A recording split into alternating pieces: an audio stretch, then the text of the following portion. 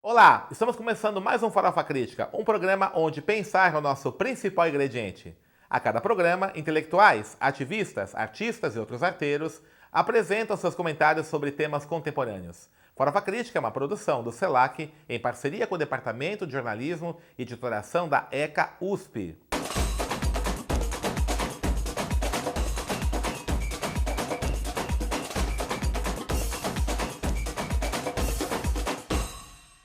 E o Farofa Crítica de hoje recebe o professor Francisco Bicudo, mais conhecido como Chico Bicudo, professor, jornalista, autor do livro Crônicas Boleiras, e vai falar um pouquinho com a gente sobre jornalismo esportivo. Chico, obrigado por você ter aceito o nosso convite aqui para o nosso programa. E eu queria perguntar para você, assim, como é que está o jornalismo esportivo no Brasil, na sua opinião? Eu é que agradeço o convite, Denis, um grande prazer, sempre muito gostoso conversar, trocar ideias aí, compartilhar ideias sobre futebol, sobre jornalismo esportivo. Eu penso que o jornalismo esportivo, no seu, como é um micro-universo, ele acaba não escapando daquilo que são O jornalismo. isso, do que é a realidade, na verdade, do jornalismo no sentido mais amplo. Né, a gente tem aí sim algumas virtudes, eu entendo alguns avanços, há uma preocupação cada vez mais efetiva com a formação, com a qualidade, não só a técnica, né, mas a questão ética, a questão dos contextos, de como você reporta uma informação, de todas as etapas jornalísticas, mas ao mesmo tempo, por o tempo que a gente vive, há também uma série de problemas, de desafios, de dilemas e até de crises que o jornalismo enfrenta. Me parece evidente a contaminação, por exemplo, pelo entretenimento, pelo Certo. espetáculo, pelas invasões e confusões aí entre esfera pública e privada. esfera privada, o sensacionalismo, os exageros, essa confusão, o que de fato é notícia e o que é de interesse público e o que é de interesse do público. Eu acho que a gente precisa continuar atento, precisamos estar atentos a essas situações todas, até para que a gente possa atuar, para qualificar, para formar melhor, para discutir, para debater, para pensar e para encontrar alternativas, saídas para o exercício cotidiano do bom jornalismo, em linhas gerais, e o exercício cotidiano do bom jornalismo esportivo, num sentido mais estrito. Como é que você enxerga, por exemplo, essa vinculação? Vou pegar o futebol, né? Talvez o grande esporte nacional, né? Como é que essa vinculação das empresas de comunicação, da Globo particularmente, né, com a promoção dos eventos, né? Elas compram direitos, etc. E aí, a situação que fica o jornalismo esportivo de uma emissora como essa, que ela é ao mesmo tempo promotor, interessado diretamente no evento, e ele deveria, né, ter uma isenção mínima, né, pelo menos, para poder cobrir esse evento, até de forma mais crítica. Como é que você enxerga essa situação? É um conflito de interesses que é nefasto e perverso, exatamente por essas dimensões todas que se chocam, as placas vão se batendo, e Certo. você não tem a clareza, a nitidez de quem fala, quando fala, como fala e qual é esse lugar. Né? Como é que você pode imaginar, e aí eu não estou nem pensando naquelas tolices de neutralidade, Sim, de parcialidade, imparcialidade, assim. mas de um equilíbrio, de uma transparência, de uma honestidade. Se você ao mesmo tempo vai narrar o jogo, vai reportar o jogo, e você está trabalhando com todo o merchan que existe por trás disso, negócios, anunciantes, Interesses patrocínios, privados, interesses, distribuição, transmissão. Quem é que fala em que lugar e qual é o sujeito ali, quais são as expressões, quais são os interesses que movem aquelas falas. Né? Para trabalhar aí com alguns exemplos mais específicos, como é que você pode imaginar que você vai ter tranquilidade e transparência para fazer uma crítica a um jogador que possa não ter um bom desempenho, se você tem ali uma série de interesses de patrocínios financeiros de negócios atrelados à própria emissora que protegem e blindam aquele jogador. Certo. Como é que você trabalha jornalisticamente isso? E isso vai respingar também, se a gente for ampliar um pouquinho mais, no próprio futebol como algo que pertence ao povo. Né? O futebol é um esporte, ou pelo menos era, um esporte popular. Sim. Né? Os interesses de transmissão, por exemplo, fazem com que os jogos às quartas-feiras, no meio de semana, comecem a ser transmitidos às 9h30, 15 para as 10. Né? Isso é o horário da televisão. Mas não é o horário que é o povo que pode ir ver o jogo no estádio. Certo. Isso entrar em outras questões de ingressos, preços, etc. e tal. Mas há toda também uma perspectiva de elitização do futebol que passa também pelas emissoras, pelos horários de jogos, por todo esse negócio. A gente teve agora a Copa América, né? R$500 a média do valor de ingresso. E você nota nitidamente que é um outro público, um outro perfil, não é aquele torcedor de futebol, povão, e aí é o povão, sem nenhum tom pejorativo, mesmo, ao contrário, é aquele que sempre foi o patrimônio do futebol, a razão de ser do futebol, é um outro público. E eu fui, por exemplo, ao Itaquerão ver o jogo Colômbia e Chile, e é uma aflição danada para você sair do estádio, por exemplo, porque é uma questão objetiva e concreta. O metrô fecha. Ele para de funcionar. O jogo atrasou pelo trânsito, o Chile, a delegação chegou um pouco atrasado, o jogo era às 8, começou 8h20, pênaltis, ele terminou por volta de 10h30, até você conseguir sair, porque aí todo mundo ao mesmo tempo, até conseguir sair do estádio, 1 hora para chegar na estação Itaquera. E aí eu nem fiz a baldeação para outra linha, porque eu falei, não, vamos direto até Barra Funda, lá a gente se vira para pegar uma outra condução, um táxi, porque não vai dar tempo, meia-noite. E a gente viu, eu cheguei a ver quando desembarquei na Barra Funda, o pessoal correndo, desesperado, agoniado, angustiado, para tentar fazer a transição para a CPTM e as portas simplesmente se fechando, falando, olha, não tem mais.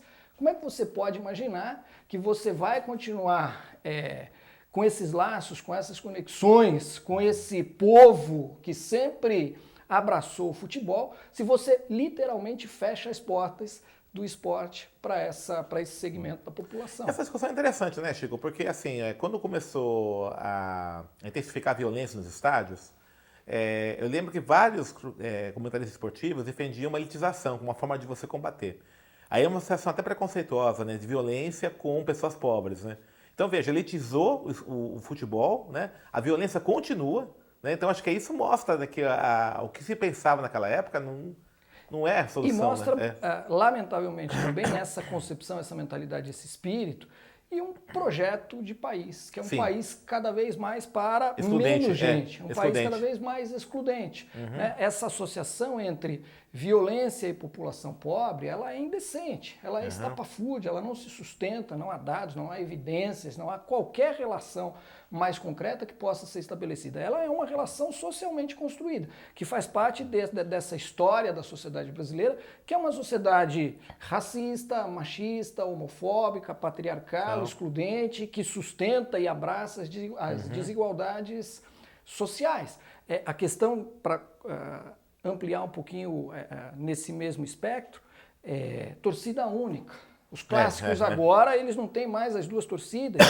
E eu cresci, eu cresci, Denis, indo ao Morumbi, ao Pacaembu, jogos maravilhosos, disputas saudáveis de torcidas, dividindo arquibancadas. Aí você fala, não, a torcida única elimina a violência. Primeiro que é mentira, porque eu já fui, depois disso, em vários jogos de torcida única e eles brigam entre eles. As torcidas organizadas ali. As torcidas brigam entre elas. Depois, essas brigas, elas têm acontecido fora dos estádios, nos terminais rodoviários, nas marginais. Eles combinam, até tudo.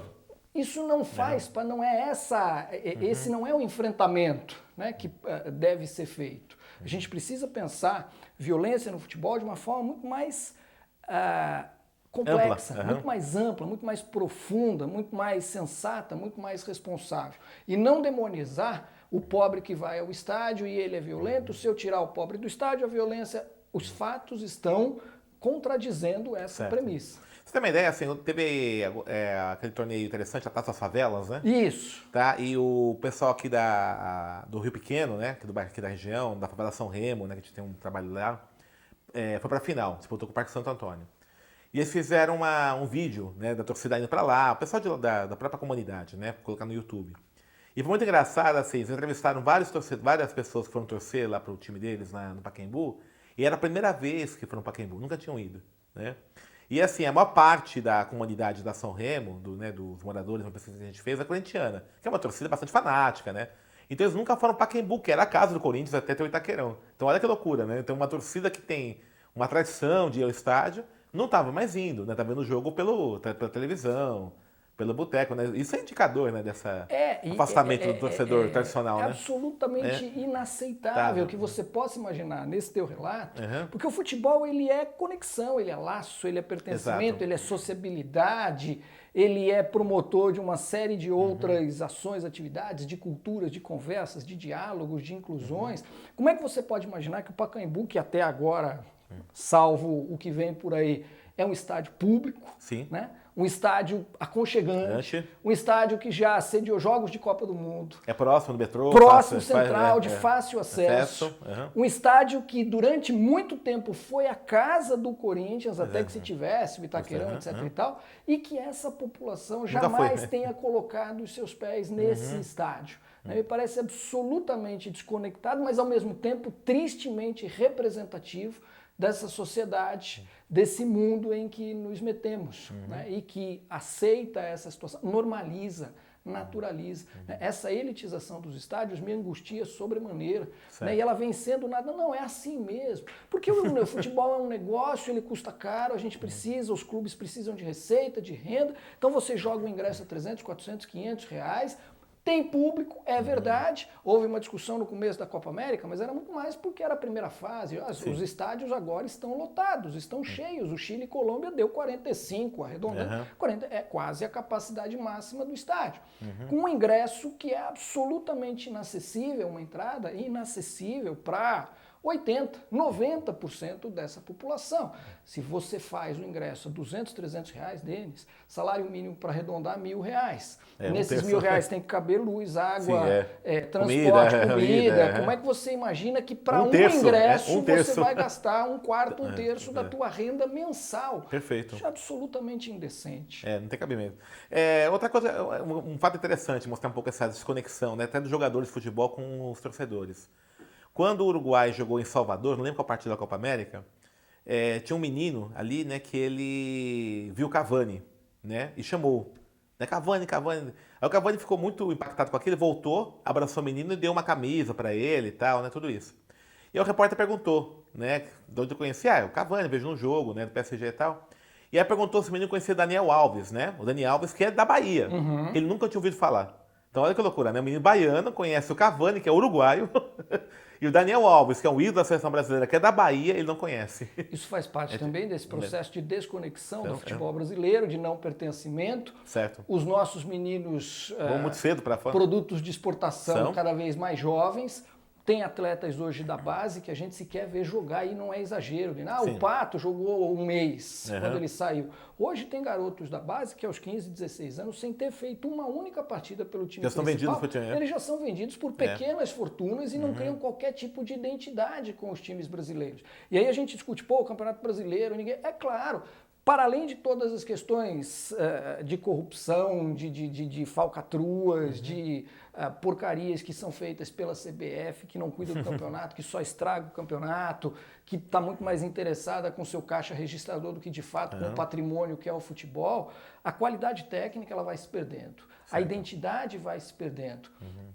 O Brasil jogou a Copa de 2014, organizou etc e tal, e não fez um jogo no Maracanã. O Brasil hoje vende as suas... A seleção brasileira vende muitas vezes as suas... Às vezes nem na Europa. É mundo árabe, Catar, Emirados Árabes, China, os grandes mercados. Mas ele não joga em Porto Alegre. Ele não joga no Rio de Janeiro, ele não joga em Fortaleza, ele não joga em Salvador, não joga em São Paulo. Como é que você pode imaginar que você vai ter conexão, que você vai ter empatia e identidade com o povão, o esporte popular... Se você afasta e priva essa, aí você vai ver, até porque a qualidade é efetiva, os brasileiros, grandes jogadores brasileiros atuando nos times internacionais. As emissoras de televisão, por negócio, é claro, transmitindo os torneios internacionais, Campeonato Espanhol, Campeonato Francês, Campeonato Inglês, hoje é maravilhoso do ponto de vista técnico. Aquela imagem do futebol inglês, chuveirinho na área, trombar, é outro futebol. Futebol técnico, do futebol de clubes. E a Inglaterra, a seleção, tem importado um pouco disso também. O menino vai querer a camisa do PSG, o menino vai querer a camisa do Barcelona, o menino vai saber quem é o Cavani, mas ele não vai, e aqui, o que está aqui? O futebol é chato. O cara nem vai mais no estádio, não conhece. A gente vai perdendo a matéria-prima. E no interior de São Paulo é muito interessante também, um fenômeno, né? Muito recente, recente não, de um tempo para cá. você tinha aqueles times interior muito fortes, que eram até celeiros jogadores, né? A Ponte Preta, o Guarani, o Botafogo, o Comercial Ribeirão Preto, a Ferroviária, né? Vários times aí, Noroeste de Bauru. E hoje está sendo substituído por esses times de empresas, né? Audax, RB Brasil, que nem sabe de onde que é, né? Vai até migrando de cidade para cidade, né? Como é que você vê isso também, essa coisa? Eu sou um nostálgico assumido, Denis, porque eu cresci ouvindo futebol pelo rádio e ouvindo Santista, eu ouvia Santos e Velo Clube, Santos e Comercial, Santos e Francana, Santos e Noroeste. E esse era América o campeonato Rio Preto, mais legal. América de Rio Preto. Preto. Era o campeonato mais legal. Era o campeonato que a gente acompanhava. Claro, brasileiro, os grandes clássicos, tudo isso fazia parte. Mas existia também uma atenção, um carinho com esse futebol nosso do estado de São Paulo, do interior de São Paulo. O Juventus, os né? times eram fortes, a Inter de Limeira, o Noroeste de Bauru. Era difícil você... não era um desafio. O Botafogo revelou Sócrates, Botafogo, né? Ribeirão Preto, a Ponte Preta, é um belíssimo time. Guarani, campeão brasileiro, Zenon, Careca, aquilo era maravilhoso. Isso foi pelo futebol negócio. Não, campeão brasileiro foi. Foi campeão brasileiro. Campeão, ganhou do Palmeiras, né, no final. 78. Você tem, por essa concentração, pelos patrocínios, pelas escolhas, pelos empresários, pelo futebol negócio, porque as cidades foram também investindo e apostando e abraçando outras questões, isso vai se perdendo. O futebol do interior hoje, em grande medida, abandonado. Você vê clubes que não têm, sufocados, sabe? Que eram clubes importantes nas cidades e Mojimirim, Mojimirim, rival do Carrossel Caipira, que encantou o futebol paulista. E eles vão perdendo isso. Você perde isso, você perde revelação, você perde futebol de base, você perde... Você que é santista tinha o clássico das praias, né? Português Santista e Santos. Isso, né? O Nico Mursa. O Nico Mursa. A cidade parava. Parava, é um clássico, né? Era um das praias, né? Era um evento. O Juvenal, né? Juventus e Nacional. Você vai perdendo isso. E aí, sem base, sem investimento, sem jogador, é o efeito dominó, né? Você vai provocando uma série de desgastes que vão ser responsáveis por a soma dessas variáveis todas, a razão de ser dessa crise em que o futebol brasileiro mergulhou. É uma crise muito profunda. E até essa coisa, por exemplo, dos times venderem mandos de campo, né? Isso. Então, o Flamengo joga em Brasília, joga em Maracanã, né? Quem dá mais? Quem oferece mais? E vende o mando, né? Você não joga torcida, ele vai vender, né? Nesse meu saudosismo, nessa minha nostalgia, eu entendo que o futebol custa muito caro. Certo. Mas eu quero discutir como é que a gente vai financiar isso. Eu tenho uma ideia romântica. Qual é o maior patrimônio de um clube de futebol? A sua torcida. Se você fideliza o torcedor, se você faz um plano de sócio-torcedor e consegue de fato 15, 20, 30, 40 reais por mês e você oferece uma série de possibilidades de eventos, de autógrafos, de livros, de visita aos memoriais e você vai fidelizando aquele torcedor e quando ele vai comprar ingresso ele tem desconto, ele pode acompanhar as partidas. Se você tem, sei lá, uma base de 50 mil torcedores pagando 50 reais por mês, você tem 2,5 milhões de reais. Isso talvez já resolva boa parte da folha salarial de um time. Isso já não tem, mas não tem já esses programas sócio-torcedor dos times? Tem, mas eles não são pensados dessa maneira. É só para o ingresso, só, isso. né? Só para ingresso. Muitas vezes, alguns conseguem escapar, o Inter de Porto Alegre, e por isso consegue ter 100, 120. Tem o Palmeiras tem alcançado aí algum, mas sempre eles são muito mais pensados na questão, o Corinthians tem na questão do ingresso, e desse ingresso que é muito caro e inacessível. Então, às vezes, o próprio programa sócio-torcedor, ele vai recortando e direcionando quem é que ele vai jogar nesses estádios e afastando a maioria da população. Tá certo. Né? E esse patrimônio que é a torcida se perde. E por que o jornal esportivo não cobra tudo isso? Não discute isso? É uma coisa que a gente precisa, de novo, voltando lá na tua primeira pergunta, faz parte daquele rol de questões que a gente precisa trazer à tona, que a gente precisa colocar à mesa. Eu acho que o jornalismo esportivo brasileiro hoje, ele cobre com muita razoável competência a questão informativa. Certo, né? do evento. Os jogos, os eventos, os placares, como é que foi, a tabela, a pontuação. Ele cobre com razoável competência, salvo escapando alguns programas sensacionalistas, alguns comentaristas que são muito mais personagens e fazem merchan do que de fato são comentaristas, mas o jornalismo opinativo está bem coberto também. Mesas redondas, programas especializados. a gente não tem um jornalismo de fôlego interpretativo, de reportagem, de contexto, que traga o que foi, o que é, antecedentes, consequências, desdobramentos, boas entrevistas, costure tudo isso numa história com começo, meio e fim, né, com sentidos e significados. Essa é uma carência forte, eu penso, do jornalismo, mas no jornalismo esportivo talvez isso seja ainda mais evidente. Essa perspectiva de você contar bem boas histórias e dar sentidos e significados e contextos para toda essa avalanche de informações. E o torcedor sempre é uma figura quase que inexistente, Esquecida, né? ignorada. Só aparece quando é caso de violência e tal, Ele não é o protagonista dessa história. Chico, nós estamos encerrando aqui o nosso programa. Faz um merchan dos seus livros, né? Isso. Livros, aliás, só uma coisa. Eu fiz uma cirurgia há 4 anos atrás e eu passei a minha internação no hospital lendo o seu livro lá, da Memórias da Copa 2014. Obrigado. Foi muito bom. Gostoso. Me acalmou bastante São ali. livros de crônicas. Sim. O primeiro deles eu lancei na Copa de 2014, a Copa que aconteceu aqui no Brasil, por todo o envolvimento, acompanhar os jogos, estádios, torcidas, aquela festa toda. Os dramas, as desavenças, o 7-1, tá tudo lá registrado por meio das crônicas, saiu no final de 2014 e depois, apaixonado por esse gênero, as crônicas, ou a crônica, em 2016 eu continuo esse trabalho, publicando semanalmente crônicas no Chuteira Futebol Clube, que é um site especializado em futebol. Qual é o endereço do site? www.chuteirafc.com.br. Beleza. Tem uma boa cobertura só de futebol e aí eu entro com a coluna toda segunda-feira com as crônicas boleiras. Fizemos uma compilação em 2016 e aí o livro se chamou Crônicas Boleiras. E no ano passado, um segundo volume, aí a gente chamou de Crônicas Boleiras Segundo Tempo.